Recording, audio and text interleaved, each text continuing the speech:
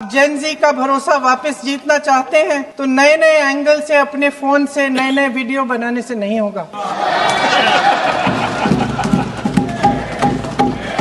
प्रधानमंत्री जी को कैमरे का एंगल नहीं, दिल का एंगल बदलना पड़ेगा।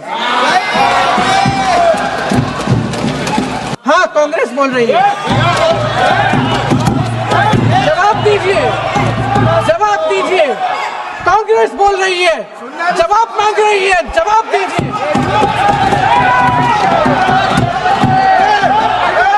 कौन जवाब देगा? कौन जवाब देगा? किसी की पीड़ा का मजाक नहीं उड़ाते। बिल्कुल। आप संसद में बैठे हैं, निशिकांत जी आप बना रहे हो। जब तक हम वहां पहुंचे, उस लड़की की मां नेताओं के आने जाने से गुस्से में थी। किस लिए आए हो? उसने आईसीयू के दरवाजे के बाहर खड़े होकर हमें पूछा। हमारे सामने कांपते हुए हाथ जोड़े कहने लगी कि धन्यवाद, आप आए हैं, ठीक है, मगर मुझे किसी से नहीं मिलना, मुझे किसी से बात नहीं करनी। महोदय, उस मां की पीड़ा से उसका पूरा शरीर कांप रहा था, लेकिन उसने दृढ़ आवाज में कहा, सुबह से बड़े बड़े लोग यहां आ रहे हैं, एक के बाद एक वीडियो बना रहे हैं। वह भी आए जिन्होंने मेरी बेटी का ये हाल किया है। किस लिए? उसने हमसे पूछा। किस लिए? मेरी बेटी की बलि तो चढ़ गई है, लेकिन उसे कुछ भी हो जाए तो मैं उसके लिए अपने आप लड़ूंगी। मुझे किसी की मदद नहीं चाहिए, मैं अकेले लड़ लूंगी। महोदय, शायद मुझे यहाँ खड़े होकर सबके सामने ये बात नहीं कहनी चाहिए, मगर उस माँ की गुहार ने मुझे शर्मिंदा किया। उसके दिल के टूटने की वो आवाज जो अस्पताल की दीवारों से में गूंज रही थी, मेरे मन में अभी भी गूंज रही है। इसलिए उस माँ की इजाजत लिए बिना मैं आपके द्वारा आदरणीय प्रधानमंत्री महोदय जी और आदरणीय गृह मंत्री महोदय जी से पूछना चाहती हूँ कि क्या जरूरत थी एक मासूम बच्ची पर इस तरह दमन करने की?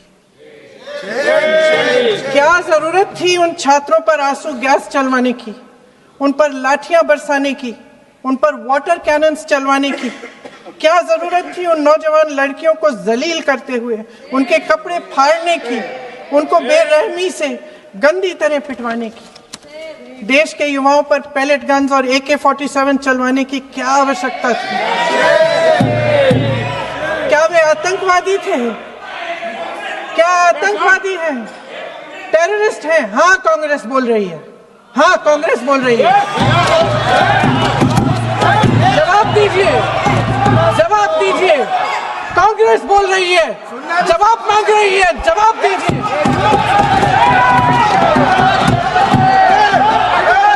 कौन जवाब देगा?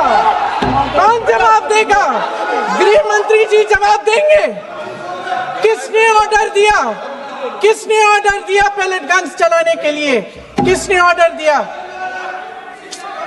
आपके माध्यम से मैं पूछती हूं अध्यक्ष महोदय, किसने ऑर्डर दिया?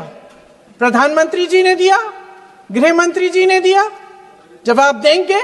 पूरा देश पूछ रहा है, सिर्फ कांग्रेस पार्टी नहीं पूछ रही है, पूरा देश पूछ रहा है। अध्यक्ष महोदय, देश के माता पिता पूछ रहे हैं, छात्र पूछ रहे हैं, अध्यापक पूछ रहे हैं, पूरा देश आज ये पूछ रहा है। ये करोड़ों जनता हमसे सिर्फ एक चीज मांगती है, जवाबदेही। इंग्लिश में इसे अकाउंटेबिलिटी कहते हैं। हमें सत्ता देकर, हमें यहां तक लाकर सिर्फ उसकी ये गुहार है कि जो हम करें उसकी भलाई के लिए करें, और अगर उनके साथ अन्याय हो तो हम उनके प्रति जवाबदेह बने और उन्हें न्याय दिलवाएं। पिछले दिनों हजारों बच्चे सड़क पर उतरे, उन्होंने अपनी पीड़ा व्यक्त की। गांधी जी के दिखाए हुए रास्ते पर अहिंसा और सत्य को अपने दिलों में रखते हुए गाते मुस्कुराते हुए शांतिपूर्वक प्रदर्शन किया। लोकतंत्र के सबसे पवित्र सिद्धांत के तहत उन्होंने अपनी आवाज उठाने का अधिकार कायम किया।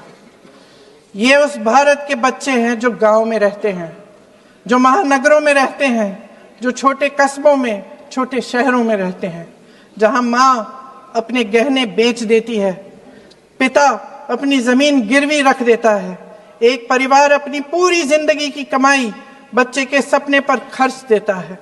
और अब उन्हीं बच्चों को लगने लगा है कि आज इस देश में मेहनत से ज्यादा बेईमानी मायने रखती है। इन परेशान बच्चों ने अपनी उम्मीदें आपसे साझा की। उनकी मांगे क्या थी कि पेपर लीक करके उनके साथ जो बार बार अन्याय किया जा रहा है उस पर कार्रवाई की जाए, कि जो सिस्टम उनके भविष्य को कुचल रहा है उसे सुधारा जाए, कि जो माफिया उन्हें घेरे हुए है उसे हटाया जाए, कि जिस मंत्री के कार्यकाल में यह सब हुआ वह इस्तीफा दे, कि उन पर बर्बरता करने वालों पर कार्रवाई की जाए और उसके लिए माफी मांगी जाए। बस यही उनकी मांग थी ना, कि जो शिक्षा और स्वतंत्र अभिव्यक्ति का अधिकार उन्हें संविधान ने दिया है उसे कायम रखा जाए। देश के कुल बजट में एजुकेशन बजट की हिस्सेदारी हर साल बढ़ाने की बजाय घटती जा रही है। 1.4 लाख करोड़ रुपया का पूरा बजट एजुकेशन बजट है और 1.32 लाख करोड़ सिर्फ नीट देने वाले 22 लाख बच्चों के परिवारों से हर साल खींचा जाता है। एक और शर्मनाक आंकड़ा भी है, 1.4 लाख करोड़ रुपया हमारा पूरा एजुकेशन बजट और 16 लाख करोड़ रुपए जो मौजूदा सरकार ने बड़े उद्योगपतियों के लोन माफ किए हैं। सोचिए कि इस सरकार की प्राथमिकताएं क्या है। सच ये है अध्यक्ष महोदय कि जिस तरह अस्पताल में उस छात्रा की मां का विश्वास पूरे सिस्टम से हट गया है, उसी तरह देश के युवाओं का भरोसा इस पूरे सिस्टम से टूट चुका है। और जब इस तरह देश के भविष्य हमारे युवा निराश होकर सरकार और सिस्टम से अपना भरोसा हटा देते हैं, तो उस भरोसे को फिर से बनाने के लिए सिस्टम के अंदर से जवाब नहीं ढूंढा जा सकता, उसके दायरे से बाहर निकलना पड़ता है, नए सिरे से ठोस प्रयास करने पड़ते हैं। अफसोस की बात यह है अध्यक्ष महोदय कि इतना हो जाने के बाद भी आदरणीय प्रधानमंत्री महोदय जी और उनके साथी इस सच्चाई को समझ नहीं पा रहे हैं। वे अभी भी ये सोच रहे हैं कि पीआर, नैरेटिव चेंज और पालतू मीडिया के सहारे एक बार फिर उनकी नैया